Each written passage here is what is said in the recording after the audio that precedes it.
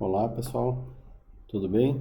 Então, esse é um vídeo que eu vou tentar explicar rapidamente como é que a gente cria um projeto no STM Cube IDE, mas também como que eu criei o projeto para a próxima aula prática, que é mostrando como que a gente pode usar os recursos os serviços de um RTOS, como semáforos e mutex no driver de uma porta WART, né, uma porta serial. Então, para começar a criação do projeto, eu vou começar um projeto do tipo STM32.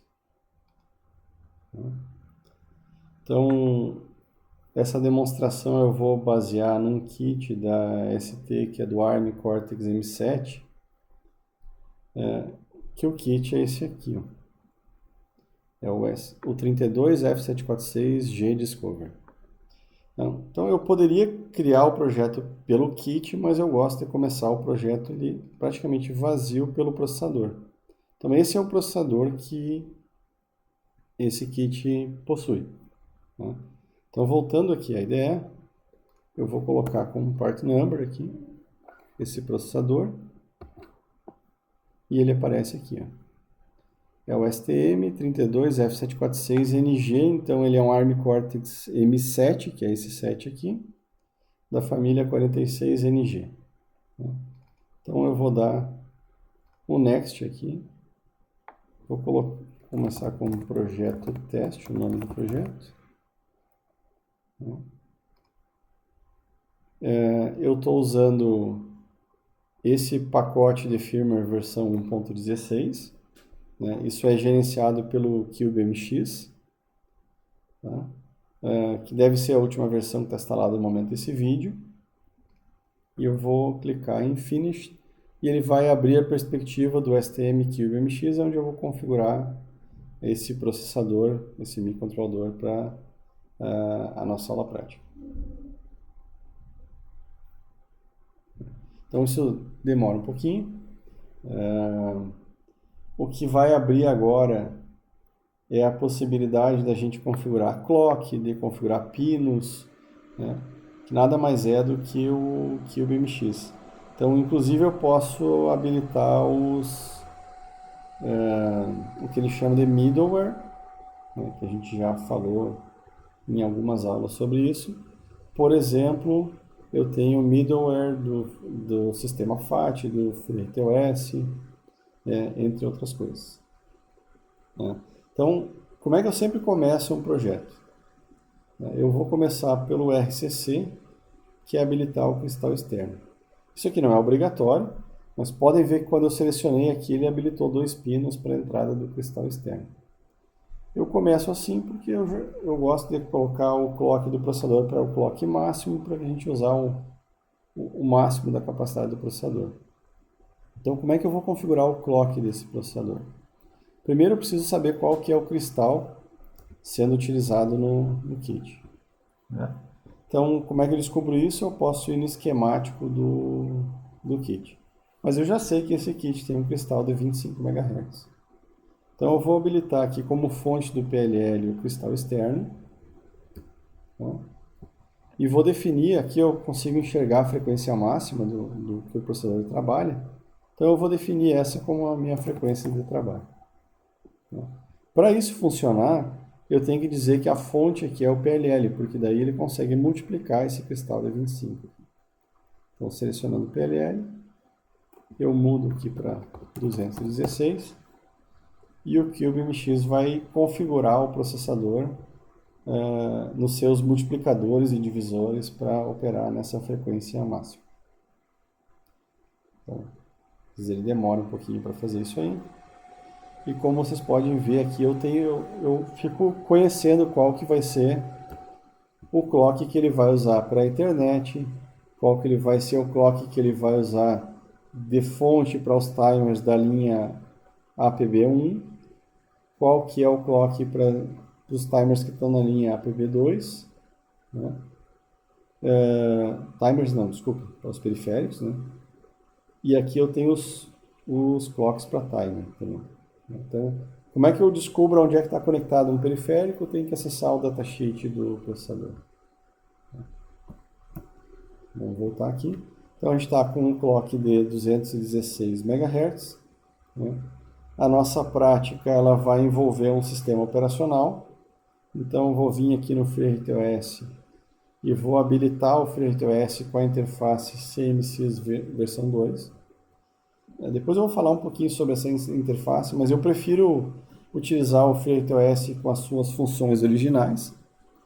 Como eu não tenho essa opção aqui no CubeMX, eu vou selecionar o CMSIS versão 2, porque eu consigo configurar com a versão 2 um maior número de prioridades.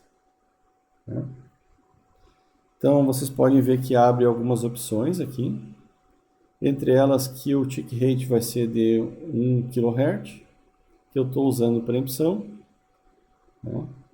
e eu vou configurar o REP aqui disponível para alocação dinâmica no sistema operacional para 65.535, que é 64K. Então, sempre que eu quiser incluir uma tarefa, eu posso fazer a inclusão da tarefa por aqui. Então, o nosso exemplo ele vai conter 3 tarefas. Eu posso vir aqui e aumentar o tamanho da pilha da tarefa. Eu posso vir aqui e mudar o nome da função de entrada da tarefa. Então, pode ser minha tarefa 01, por exemplo. Eu posso definir a prioridade, que está definido como prioridade normal. Eu posso vir aqui adicionar uma segunda tarefa. Você pode ver que prioridade baixa, prioridade média ou prioridade alta ou abaixo da normal. Posso mexer aqui na pilha. Então eu posso criar quantas tarefas eu quiser, desde que não extrapole o tamanho da pilha do REP do FreeRTOS. E essa prática ela vai utilizar uma porta UART, uma porta serial. Então, para fazer isso eu tenho que habilitar a porta serial. Então eu vou aonde? Eu vou em conectividade. Nesse kit, se eu for aqui na documentação, se eu for em Resources, vocês podem ver aqui, tem um documento chamado Discovery Kit for STM-F7 da série 746NG. Então, ao abrir esse PDF, eu posso procurar por VCP. O que é VCP? É a Virtual COM Port. É a porta serial do STM32F7 que está conectada na USB, por um conversor USB serial. Então, quais são os pinos? Os pinos definidos são o PB7 para RX e a PA9 para TX. Eu não sei se ele diz especificamente aqui que é a USART1, mas é a USART1 que está conectada a esses pinos. Então, voltando à ideia aqui, quando eu vou habilitar a USART1. Então, eu vou habilitar o modo assíncrono. E vocês podem ver que ele habilitou aqui o PB7 e o PB6. No entanto, o TX ele não é o PB6 nesse kit, o TX é o PA9. Então eu vou procurar aqui PA9, apareceu lá, e eu vou mudar ele para ser o TX da USART. Então pode ver que apagou lá o PB6, habilitou o PA9. Então eu tenho o PA9 como USART1TX e o PB7 como USART1RX. Esses são os pinos que eu estou usando da porta serial. Além disso, para a nossa prática, eu vou habilitar a interrupção global aqui da USART. Então, configurado isso, eu tenho um clock definido, eu tenho a minha USART definida, os seus pinos e habilitada, e também tenho o middleware FreeRTOS, que é o RTOS que a gente vai usar nessa prática configurada. Feito isso, ao salvar esse arquivo tipo IOC, que é a configuração do CubeMX, eu vou gerar um código, na verdade, e daí ele dá um erro aqui. O que ele está dizendo? Que quando o FreeRTOS é usado, é fortemente recomendado que a fonte de timer do HAL não seja a mesma a do sistema e a do FreeRTOS. Porque a biblioteca HAL do STM usa um timer, né? Então ele recomenda usar a HAL Time-Based Service other than SysTick. Ele está dizendo que a biblioteca de tempo do HAL não seja a SysTick, porque a SysTick é a biblioteca de tempo que vai ser utilizada no FreeRTOS. Então eu não vou gerar o código. Ele recomendou aqui que eu vá em syscore, em sistema, em sys, e eu tenho aqui, ó, qual é a fonte de tempo para a biblioteca HAL, né? É o que ele está perguntando. Então eu vou mudar aqui para o timer 1. Então com isso ele vai parar de reclamar, né? E agora ele vai dizer, ó, quer gerar o código? Sim. Né? Então com isso eu vou gerar o meu código para trabalhar nesse exemplo, no projeto teste. O main fica aqui em core fonte. Então quando eu abro o main aqui, fechar essa visualização, o que eu vou ter? Eu vou ter o main configurando o clock, configurando os pinos, configurando a usart que eu inicializei, inicializando o kernel, instalando as duas tarefas que eu programei lá, né, e disparando o sistema.